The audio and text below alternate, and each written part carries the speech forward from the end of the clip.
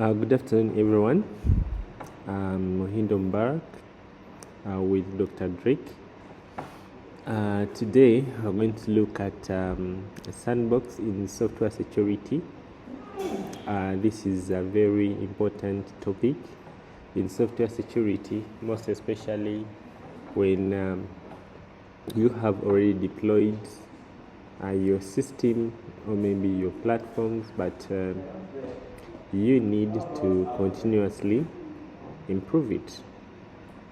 So this topic rotates around the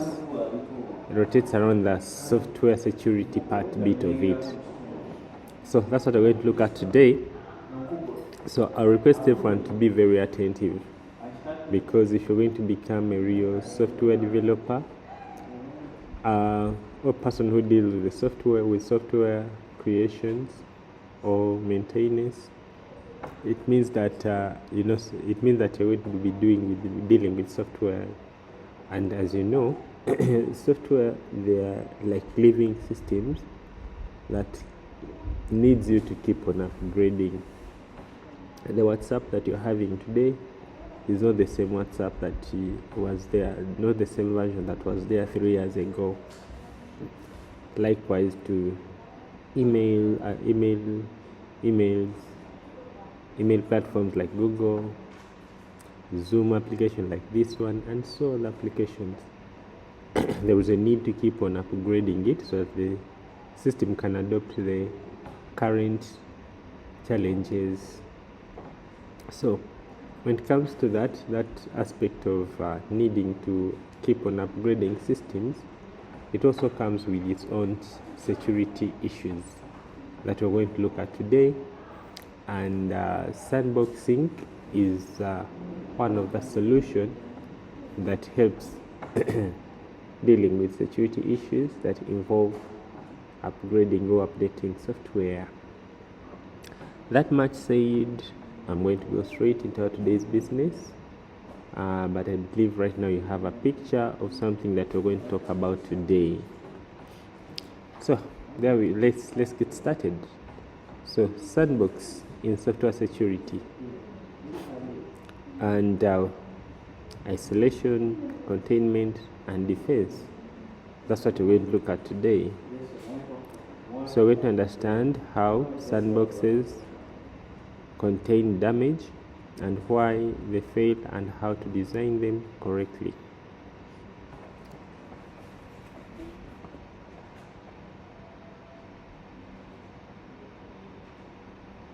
So here are the topics that we have included in these notes.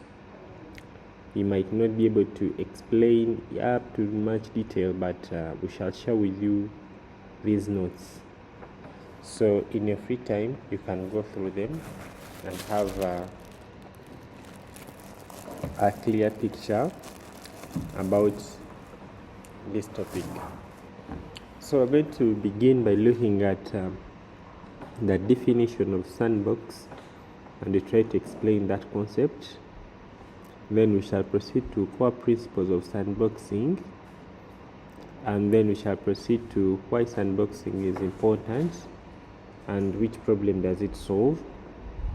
And also we shall look at different implementation techniques of how sandboxes work. Then if time allows, we shall proceed and look at types of sandboxes. For example, a layer taxonomy, a real-world sandbox implementation, all that will be looked at. Then we shall also proceed and look at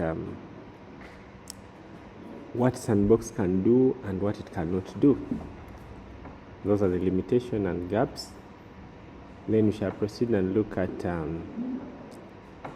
when sandboxes fail, and also real-world case studies or examples.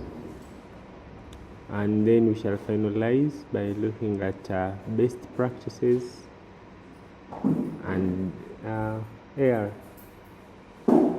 omulimu bimaliziza kati ndi ku final touches wenamala njagenda wa Vincent mulage yesewo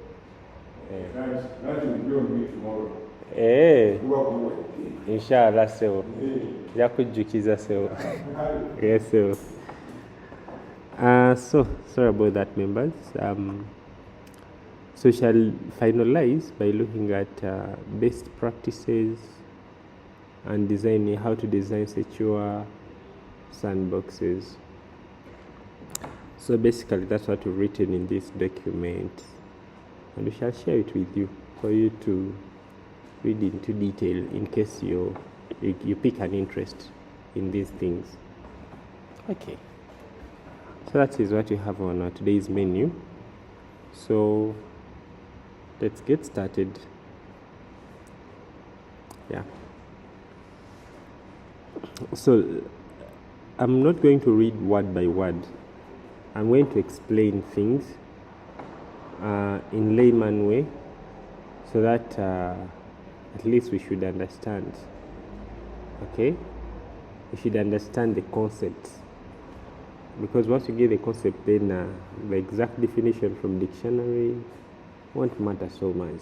Okay, so let's look at the definition of sandbox. What is a sandbox? So in computer security, sandbox is security mechanism for separating running programs, usually in an effort to mitigate the system failures and software vulnerabilities from spreading into the program in production. So it creates a restricted execution environment that mediates every interaction between the application and the operating system, limiting resources, access, system calls, and the visible state of a host. Let me try to explain this again in a layman way. So sandbox is a way how we do separate the software, most especially softwares under development, to avoid those software mess up with the data or with the software in production. We can look at it in that perspective, but there are so many perspectives. For example, you might not be trusting a software that you've installed on your computer. So you may say that instead of putting this software on my computer that I use for work, I don't trust it 100%. Let me put this software on another computer. And that kind of process of avoiding a software that you don't trust, just when you do something like that, it means that you're doing what you call sandboxing. All right. So that is the whole concept, that process. So before you proceed again, let me give you another example. Let us say that you're developing a school management system. Okay. So this management system has been running maybe for 3 years, and there is data and there is everything for students and teachers and the school itself. The data is there. Now we realize that there is a new feature, or you realize there is a field that you did not add there, or maybe there is a requirement of maybe changing curriculum, and changing curriculum will need to adjust maybe the structure or the way how you collect marks, etc. So what does it mean? It means that you'll have to add more information to change or to adjust or to fix the current structure of that system in order to accommodate the new curriculum. So it means you're going to work with the system, fix the system.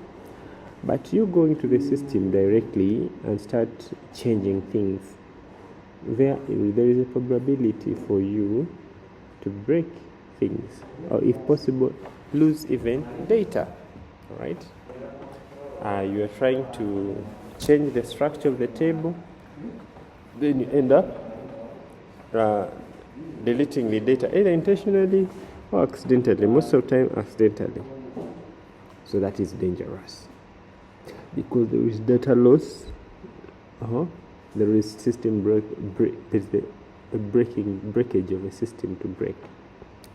Now, to avoid such kind of scenarios, it will be a good practice to either get another computer, or do things on a local host. You do things separate, but not from a production computer. Do everything, test, and make sure that everything works properly. Then you go ahead and deploy those changes, other than working or making changes directly into production. That kind of process is what we call sandboxing. All right. Another scenario. You have installed you want to install a certain software, maybe a cracked software, but you're not sure if this software is really safe. So you decide to create to buy another computer where you'll be running those cracked softwares, or maybe you create a virtual machine, okay, on your computer, so that all the software whatever that software malicious can do, it runs on the other virtual machine, so that it should not destroy the computer in interest. That kind of doing things, creating another environment to avoid breaking of things, is what we call sandboxing. I hope we are together, members. So before I proceed, can I get feedback from 2 people saying whether they are following or I'm just here? Members, are you understanding what I'm talking about? Oh, you can open your microphone slightly and say, I'm getting the point, or I'm totally lost. Anyone? Members, are you understanding, or I'm here alone? We are here with you, sir. Yeah, are you understanding what I'm talking about?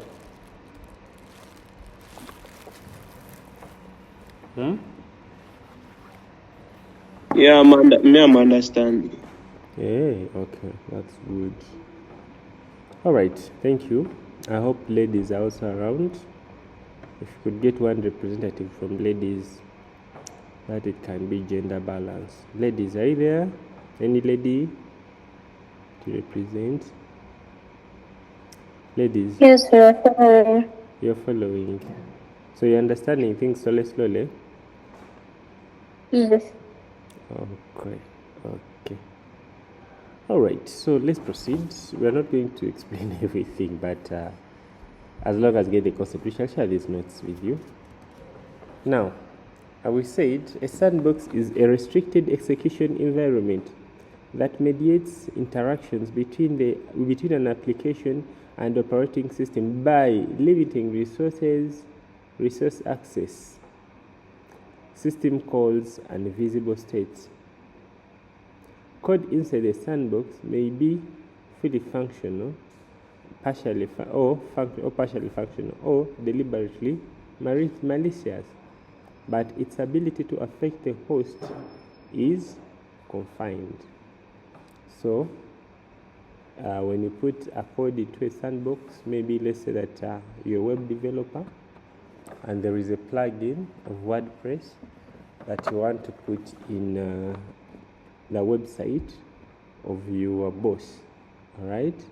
But this website is a busy website. Let's say the way you see Nail Post website, or maybe the way you see New Vision website. But you found a new plugin that you'd like to incorporate into this WordPress website. So what you do, you create another website and first install the other plugin there, and you first test it and make sure that this plugin is security. It does not have security issues, and it's clean. It has no any breakdown or something like that. Totally test it on a computer that you don't fear to lose, or on a server that you don't fear to break things. the production servers, the development server. So once you find that everything is okay, then you transfer that plugin now to the production server. So that process is what we call sandboxing. So it can be used in so many scenarios. So the name, it comes from child's sandbox. So how did it come to sandbox? It comes from the child sandbox, a bounded play area where children can build, dig, and experiment freely without causing any damage to the real world around them. Similarly, a software sandbox lets us to work with untrusted code to run, crash, and even attempt malicious action without harming the system in production. Okay, yeah, so this word comes from a sandbox concept where you can let your child to play with a small garden and do whatever they want to do with it. But whatever they are doing, it's not going to harm the real world or the world. Okay? That kind of a garden we call it a sandbox.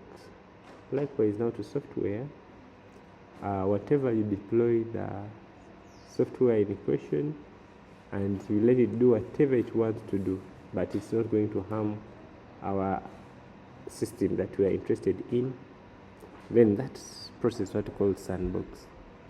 So here's an example. So containment. So like for the child sandbox, it's a box with what?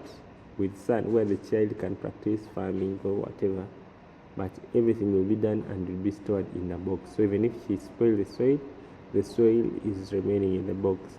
So let us compare these concepts. So on the child's sandbox and also in the software sandbox, we see how we are the same. Containment. So for the child sandbox, sand will remain inside the box. For the software, code stayed inside the isolated environment, as I've been saying. For limited resources perspective, only sand and toys are available. Alright? But also for the software, restricted file system or network and memory can be allocated. And no real damage. Any mess may stay within the box.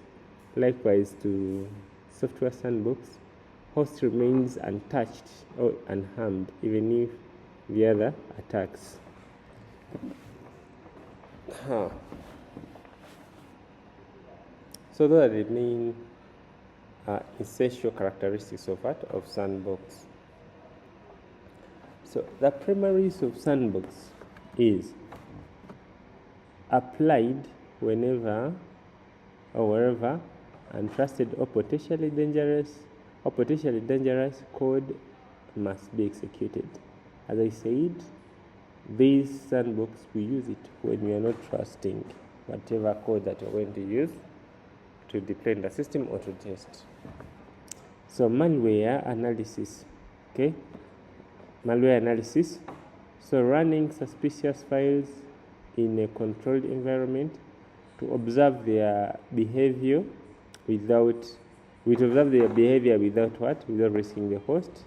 So browser security, isolating each tab, extension, and plugin so that the compromised web page cannot attack the rest of the system. So these are different cases that we can use this sandbox. Another case is third-party code execution. When you're running the code that has been supplied by another provider, maybe scripts or plugins or extension or in SaaS platforms, workflow automation and serverless functions, you may need to use the approach of sandbox. If you're buying a plugin, if you're buying maybe a software that you don't trust, you may need to do that. To use a sandbox so to avoid your code being broken or your system being broken or attacked. Mobile application, so mobile app isolation, so preventing one app from accessing other apps' data, contacts, or storage. So, what are the different scenarios where we apply sandboxes? So here are core principles of Sandbox.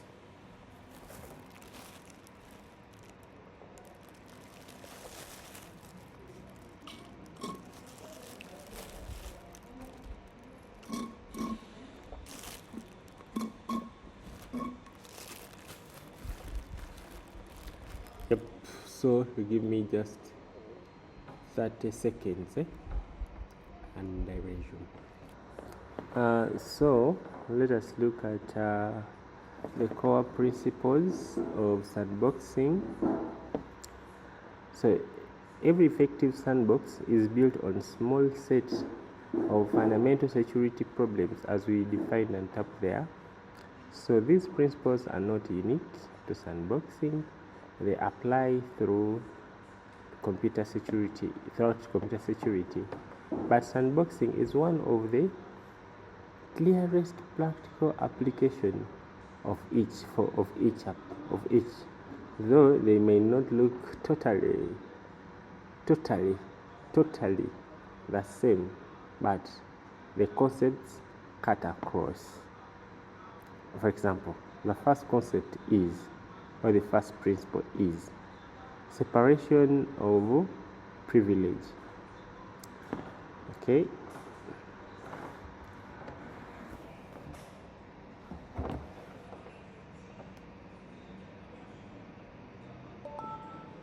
Recording in progress.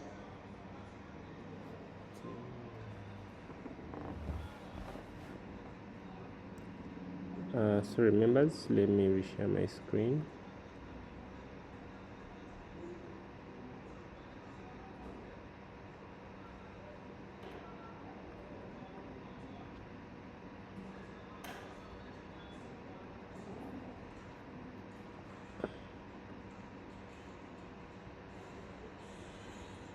As I said, that we have separation of privileges.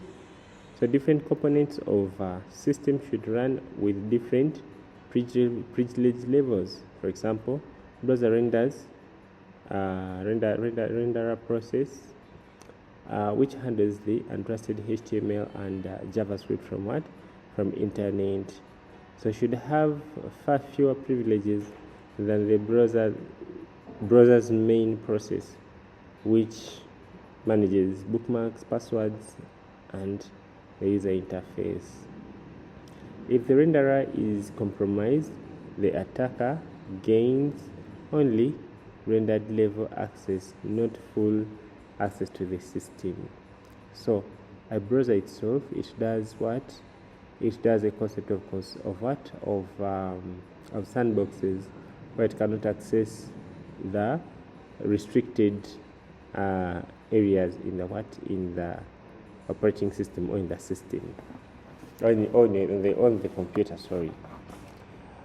And then we have least privileges. This is another concept. A process should be granted by minimum permissions necessary. So intended, nothing more. A PDF renderer needs to read a file and draw pixels.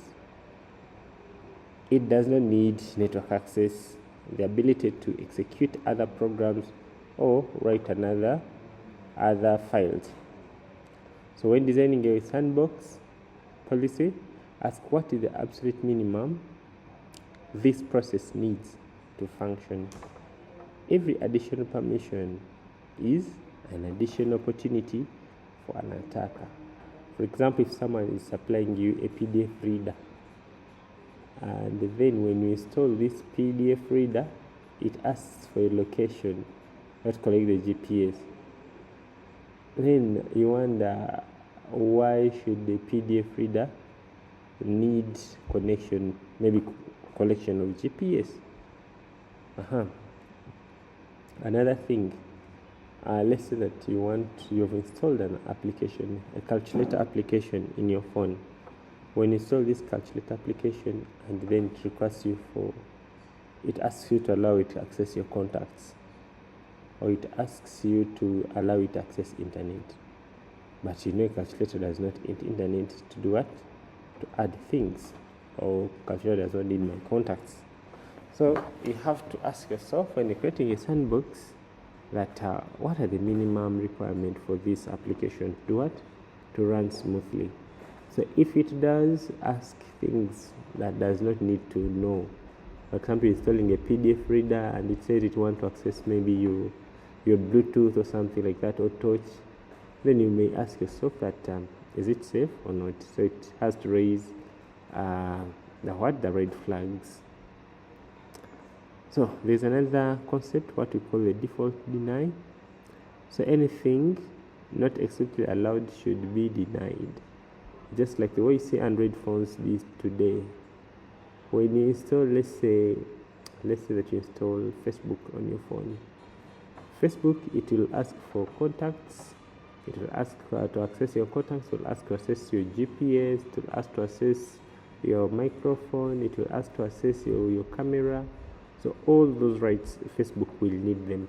But when you open Facebook, it is not supposed to ask for all of them at once. It should ask for camera permission when you are going to take a photo, because there are some people who can use Facebook without needing, not even some people, when you use Facebook, sometimes you don't need to do that to post a photo. So before it asks for a photo, access to camera, first ask yourself, is it the right time for it to ask for camera?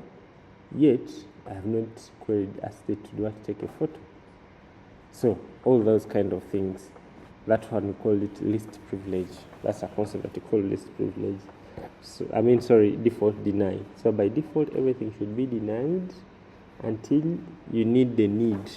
You get a need to access a certain permission.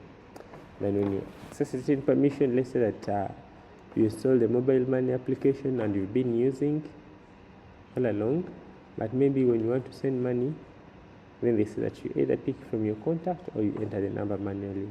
So when I say, let me pick from my contacts, and it's going to bring a pop-up. So that is the time when it has to bring a request for the access to what? To my contacts. Otherwise, before, I didn't need that. So it does not need to ask for permission before I reach that level. That's how Android is doing it. And that's called what? That is called a default deny. So by default, permissions should be denied until there is a need for you to do what? To use a feature that needs that permission. Another concept, another aspect is defense in depth. So sandboxing is one layer of security, but Sandbox does not replace input validation, authentication, and encryption, or secure coding practices. So even though you're going to use Sandbox, still you have to put all those requirements into the what? Into the need for action. So that's what we call defense in depth. So it does not do the top defense, but you have to do the defense up to down. So here is a layer that demonstrates the defense in depth concept. So each layer adds its own what? Independent barrier. For example, layer 1, the user enters the validation and secure coding. Another layer, application sandbox, also works. Then another one is container isolation. Okay, for example, create different namespaces. Then another one is maybe creating a virtual machine like hypervisors. And then another one is hardware based on isolations. For example, all Intel, SGX, AMD, etc. So as I said, you better isolate, but keep adding restrictions to the what? To restriction to your what? To your software, not just rely on what? On the sandbox logic only. So why does Sandbox matters? And which problem does it solve? So understanding why Sandbox exists requires understanding the limitation of traditional security mechanism, because before you understand that means that you will not need even to understand the Sandbox, why it exists. So the vulnerability problem, all right? We have the vulnerability problem, having a software, having a production system just be there, and then before you test the plugin or a software, you just go ahead and deploy it there. So it means that your system is vulnerable to attack if you don't implement the Sandbox. So bugs are inevitable, the errors are inevitable. You cannot guarantee that code is 100% free of vulnerabilities. So sandboxing accepts this reality and limits the damage after compromise occurs. So instead of you putting the software or plugin into the website that is in production, better first test that in a separate environment. So by the time you enter it in a production environment, you'll have known its in and out and also fix it accordingly. So another reason why we need it, traditional access control is insufficient. So if you want to access the control and just limit it, still it is not sufficient enough to limit the sandbox, to limit the malicious software from attacking our environment or the platforms in the environment or the system or information in the production environment. So we have another issue called the zero-day problem. So antivirus software and signature-based detection rely on known attack patterns. They cannot stop the attacks that use previously unknown vulnerabilities. Okay. The sandbox does not need to recognize the attack. It contains the damage regardless of the what? Of the addition. Okay.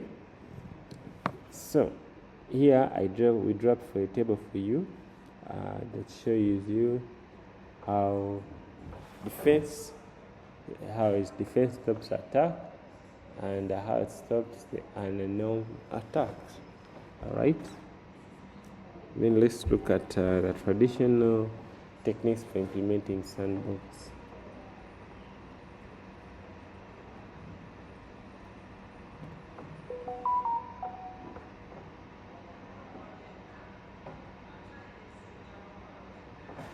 Okay,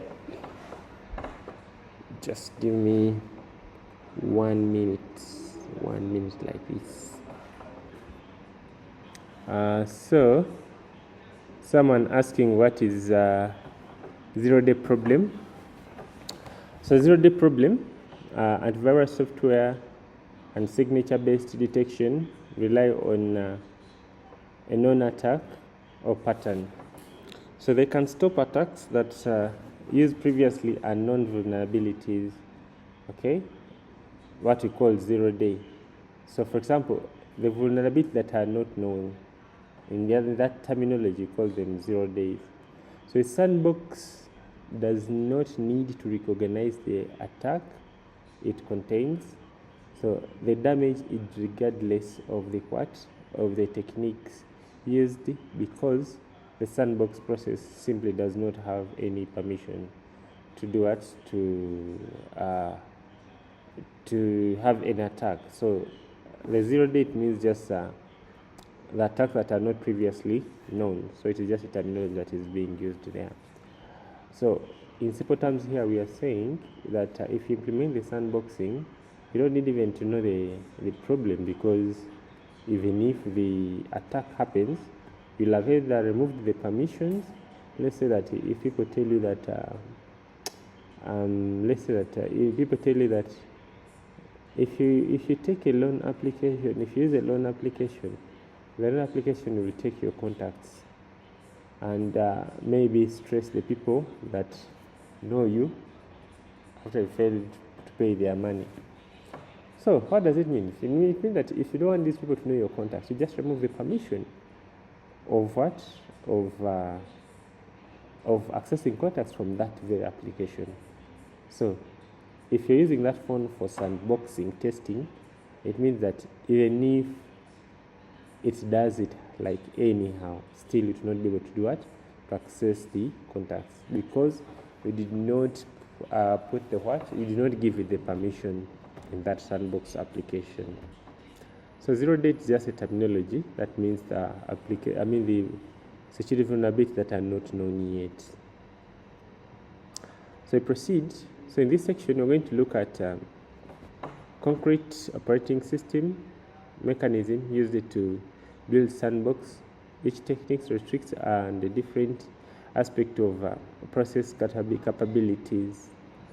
So system interposition, the system calls the interface through which user space applications interact with the operating system, what we call the kernel operating file, and creating a network connection, spawning processes and allocating the memory.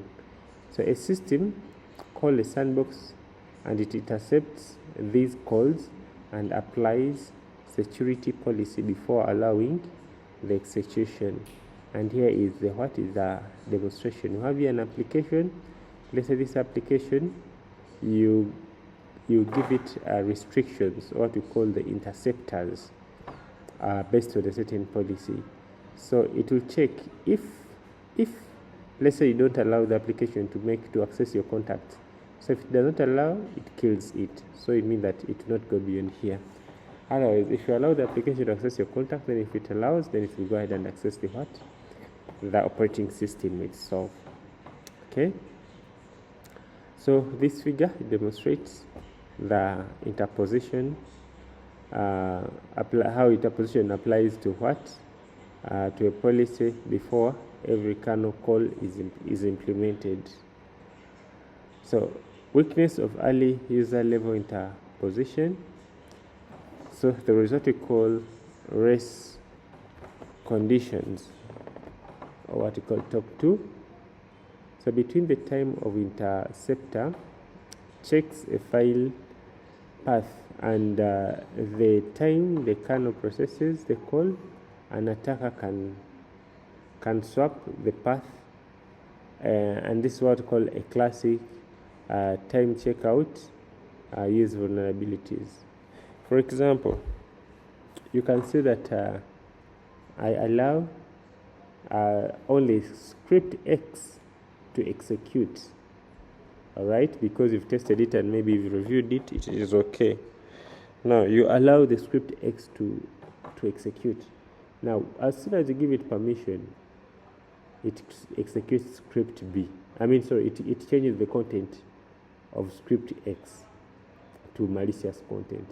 So it means that before you allowed it, the content looked to be okay and has no any harm.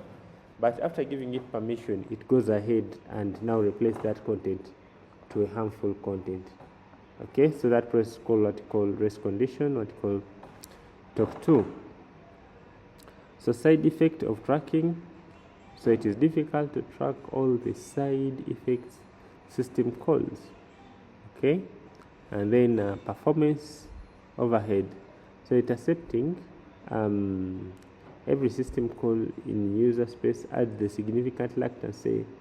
So if you want to use the very device that you use in production to do sandboxing, but you say you're going to limit specific files from executing, so I mean that every call that this file that will be needing to make, you'll first review it whether it is a clean call or whether it is permitted or not.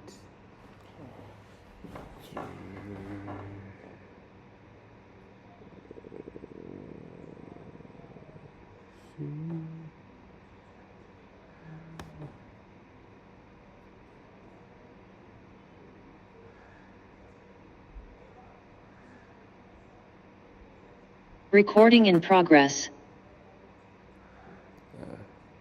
Guys, you'll forgive me, I'm using mobile internet here. So when people call me directly, somehow my internet goes off. Okay. So I was saying that if you put the security layer on every call, so I mean that call will also take time, whether it is 1 second or 2 seconds. So I mean that when it checks, I mean the checkup will take time also. So if it is taking 2 seconds, so it means that in 20 calls, those will be 40 seconds. Maybe in 30 calls, those will be like 1 minute of delay. So if you add that minute, you will see that you'll be able to become a noticeable time or significant time for the delay. So we have performance overhead, which I've talked about. Then we have self-effect tracking. So it's difficult to track all the side effects of system calls. Then we have multi-threaded bypass, where the multi-threaded bypass where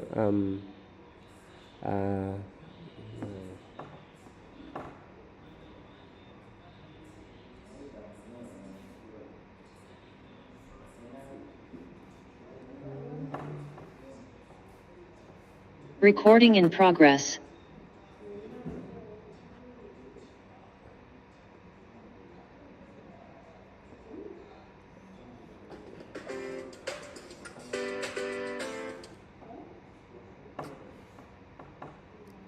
sorry about that.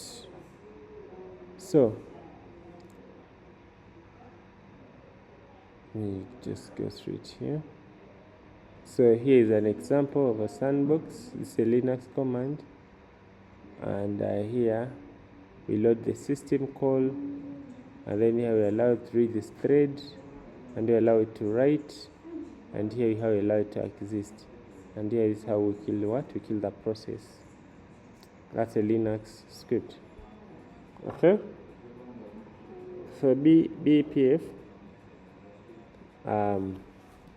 has been supported since Linux 3.5, and it's used in Chrome, Firefox, Systems, Docker, and Android, in many other security critical progresses.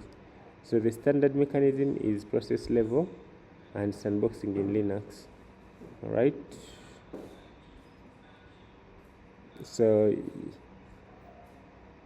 BPF is a modern Linux kernel mechanism for what? For call filtering. So every call that is being made, we have to check whether it is right to execute. It has a right to execute or not.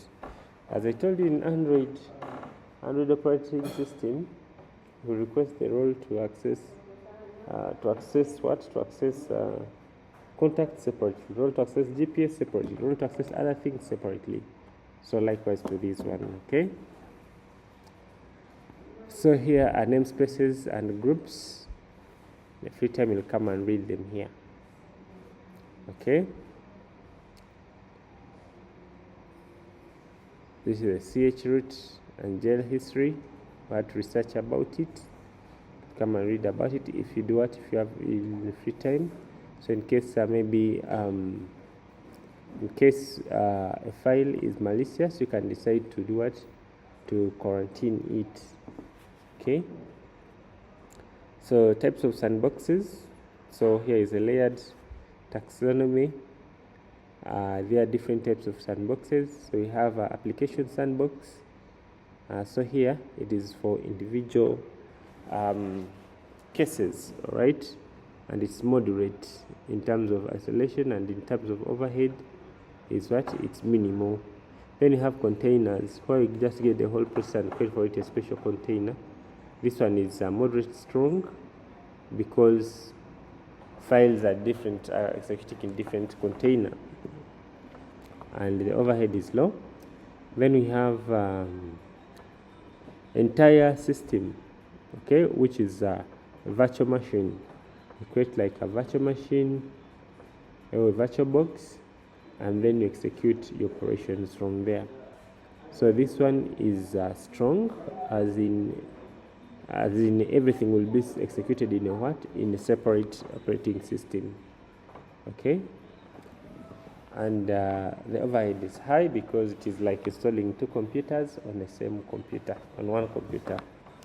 Then we have hardware isolation. Software can be able to do what? To enclave or encrypted virtual machines, and this is the strongest, since everything will be encrypted, and it changes, it is variable, the overhead. Sometimes it can be high, sometimes it can be low, depending on how you optimize your virtual machine. So here I went ahead and I discussed application problems of sandboxes, and sandboxes restrict individual processes by limiting the system calls. So it means that you'll have to limit it. So you have already limited something, so it cannot get it up to its performance. And available resources. So the process runs directly on the host, but its view of the system and its compatibilities are tightly constrained. So it means that it is limited. All right. So here are challenges for containers. The other one was for application version. This is for containers, and then here is for virtual machine. So what I explained here, I go ahead and give it in details from this section, and then this one is for hardware itself. Okay, so real world scenario sandbox implementation. So here we are looking how you can implement sandbox in a Chrome. We'll have a browser that handles UI, network, and request, and then you have IPC, which passes the HTML, JavaScript likely to compile, and then you have GPU now itself, or the CPU itself, that handles the graphics and rendering of the information. So that is how the browser basically do work.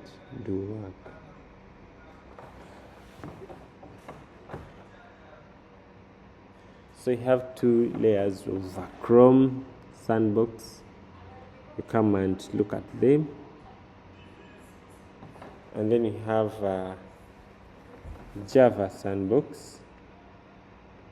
Someone has put in.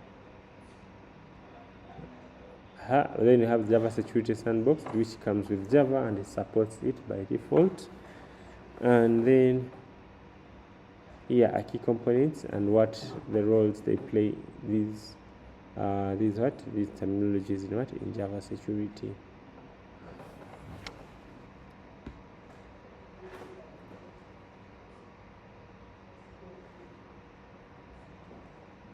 So let us look at the iOS app sandbox. So if every iOS application, for every iOS application returns inside the mandatory sandbox, the sandbox is enforced by the kernel, and the apps cannot be opt out of it. All right. So if the app is compromised, the sandbox prevents from accessing other applications' data or system files. So that is how iPhones, or what you call iOS, approaches its sandbox. And here are the key concepts of iOS. And then you come to Android Sandbox. So Android Sandbox was one of the most mainstream operating system to implement a full application sandboxing from its initial design. So the design, so that the sandbox has evolved significantly over time. Sandbox have been evolving significantly over time, but basically it also started with Android. All right. Then you can see here a summary of different sandbox Android versions that have been changing. So current Android Sandbox uses same Linux, Linux, and SE Linux, and it's enforcing it for all processes. So as I told you, Android operating system, it has what you call default denial. So before you give an application a certain permission, it will first be denied from using that permission until you allow it. So what does Sandbox cannot do? Sandboxes cannot fix vulnerabilities, okay? You note that one down. For you to, if you have an issue with your code and then you think letting it go through Sandbox will be fixed, no. Sandbox will just give you an environment, but will not change anything with your code or with the software, so it does not fix the the vulnerabilities. So covert channels. So sandboxes may not prevent information leakage through covert channels. So there is another concept, covert channels, called covert channels, that can be used to do what? To go or to beat the what? To beat the sandbox. So you have denial of services. So because of sandbox environment, some services will be denied, and then you'll end up not getting full experience of an application or software. So configuration complexity. So it is a little bit complicated to set up a whole sandbox. Let's say, for example, we ask you to set up a virtual machine for us. Trust me, it will be too many. Okay, and then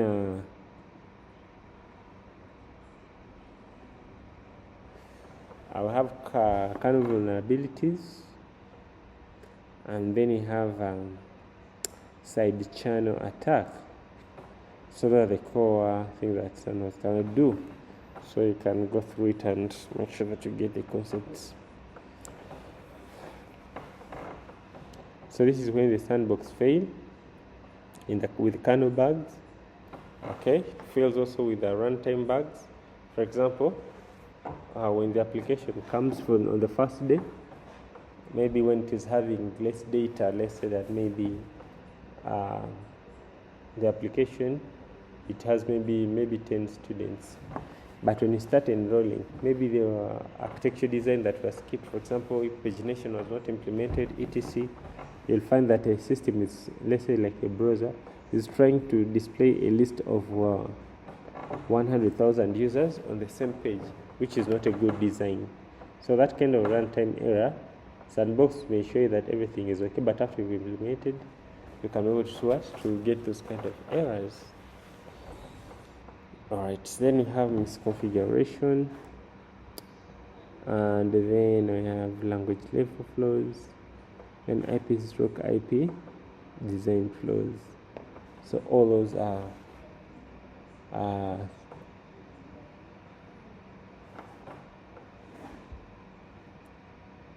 what? Are common escapes of Sandbox.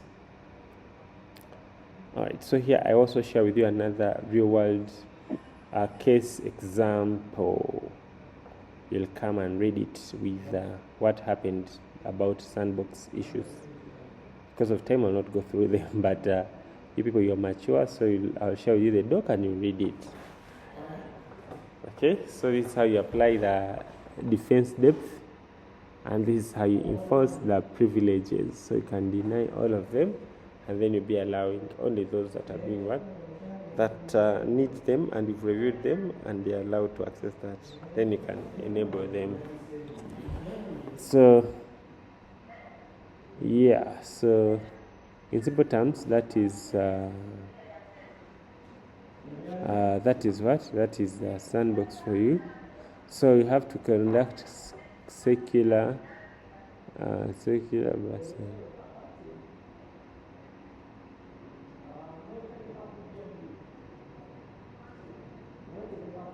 okay, so conduct a regular security audit. Then you have to stay updated, because things I think I explained the 0-day I explained it. You go and search about it if you want to read more. It is just a terminology used. Yeah. For the permissions that are not yet known. For the vulnerabilities that are not yet known. If you want to know more, please, there is Google, there is AI. You can please go and ask in detail, but I've already told you that 0 day means permission that are not yet known, the vulnerabilities that are not yet. So you have to understand your attacks. So they are the good practices, not just to leave everything for what? For Sandbox. So here are key takeaways for you. Sandboxes contain damage, not prevent it. You should always know that you putting your application in Sandbox, that means that your application has been fixed, but it means that it just gives you a platform to run that application separately. So just always know that sandboxes contain damage, not present the damage. So multiple layers of isolations do exist, where you can create like maybe more than one virtual machine and put one on top of the other. So sandboxes can and will be escaped.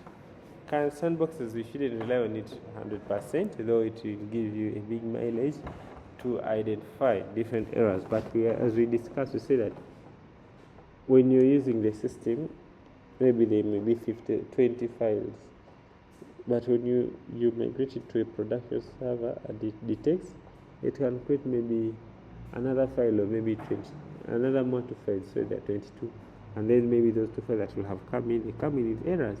And those are kind of runtime challenges that we have to know. So least privileges is golden. So if you have your application, check if it has only the permission that are needed. All right, check if your Facebook has only permission that are needed, something like that. Yeah. All right, so we have also language-based sandboxing, okay, which is fragile. And then you have IPC, which is a critical of surface attack. Yeah, so you have to remember all these 3. Sandboxing is about containment, not prevention. Bugs are inevitable limits. Okay, bugs have inevitable limits of their impact. And then deny by default, grant only what is absolutely necessary. When trust a single layer of defense,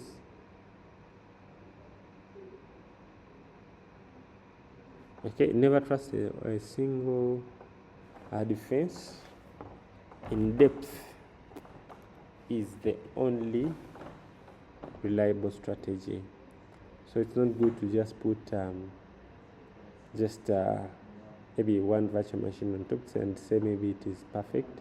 You can put like 3 virtual machines, one installed on the other, if you want this application to be actually independent of your platform that you're using. So here are the references, and that marks the end of our class. I hope members you've understood the concept of sandboxing. In the next lecture, we shall start from there, and we shall share also these resources. Now, I am requesting you to start putting your student name and this number in the chat for your attendance. Unless there's anyone who has a question, I'm still around. Anyone with a question, with a comment?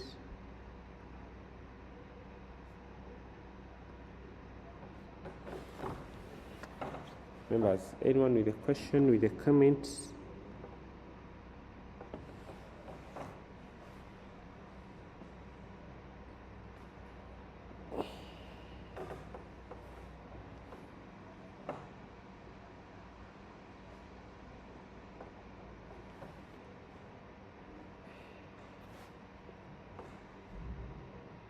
Daniel Christopher Kizito, are you there?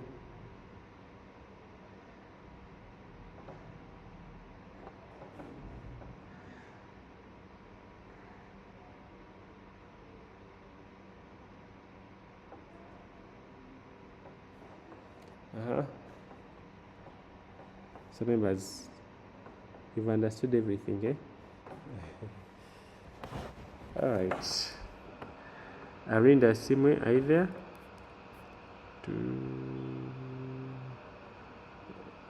Why do we need sandboxing? Man, that is a very basic question. I think I started with answering that.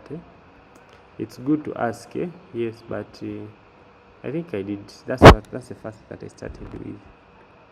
Unless you joined late, or even if you joined late, you can think based on what I've explained to you.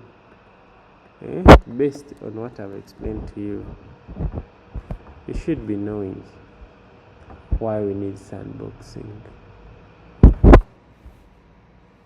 Not just ask questions to make me busy.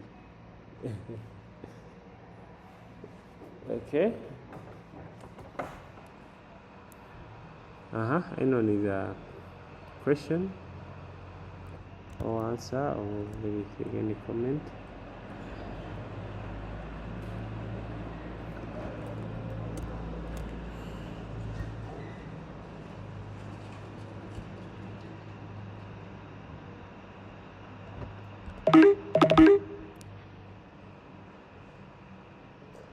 Rogers. Rogers, your hand is up. Thank you. Thank you very much, sir, for teaching. I have understood a little bit of the sandbox. Yes, please.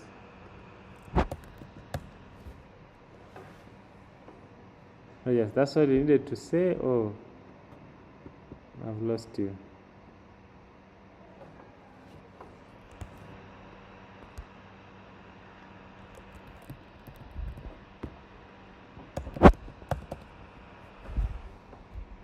Just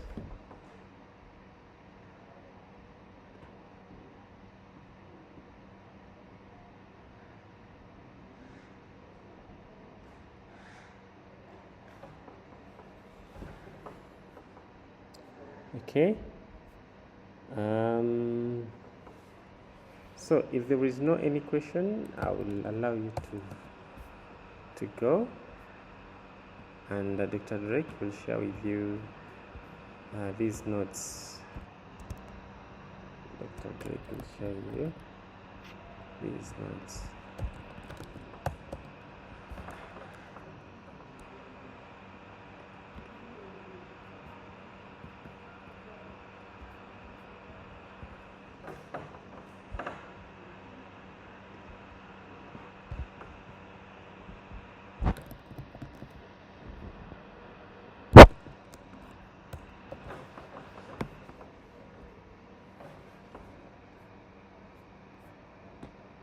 Alright guys, I think I've taken enough attendance. Let me see.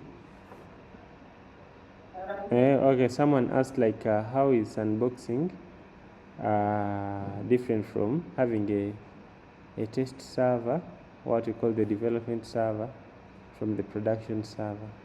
Yeah, that process is what we call sandboxing. There's no difference. Anytime you just separate what you don't need to lose with what you want to use for testing, just that process is what we call sandboxing. So when you say, I don't want to put this application on my phone, I doubt it, then you do sandboxing. For example, you may say that I don't want the loan app to collect the contacts of the people of my family and friends. Let me buy another phone, or let me get a phone from my friend. Let me buy another phone that I'll not save their contacts. So when I request for a loan and these people want to access my contacts, they find there no contacts, or maybe 3 people or 4 numbers. So that process of you separating what you don't want to lose is what you call sandboxing. All that is sandboxing. How is sandboxing different from the central Containerization. Now, sandboxing is a big thing. Sandboxing is a big thing. Containerization is part of sandboxing. So containerization, you can do it for different reasons. For example, containerization, you may say that I want to create different containers for different applications. This application is about this application is about that. So that is containerization. It's not, you've not created those applications because of security issues. You've created because maybe they are about different topics or different goals. So that is the nature of your application. Maybe one is for e-commerce, another maybe it is for school management system. So you create for them two different containers. That is not sandboxing. You're doing it as a normal thing. But sandboxing can be implemented using containerization, where you say that the production should be in this container, or the production should be on the main computer, and then the development application for testing, it be in this container, or in a certain container, something like that. There, because of security, then you're implementing sandboxing. So sandboxing, it covers containerization, virtual machines. It covers so many things, limiting the permissions, all. So containerization is a baby of sandboxing. I hope I've answered you, Mr. Alex. What is the scope for the test? I don't know, but we have not studied so many things. We just read everything that we have studied. So members, you're all answered.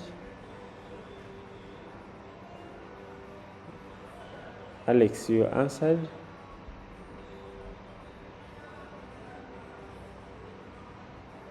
Okay, thank you. Okay, members, see you next week, and goodbye. You remind Dr. Drake to share with you the PDF as well as the video. See you. Bye-bye.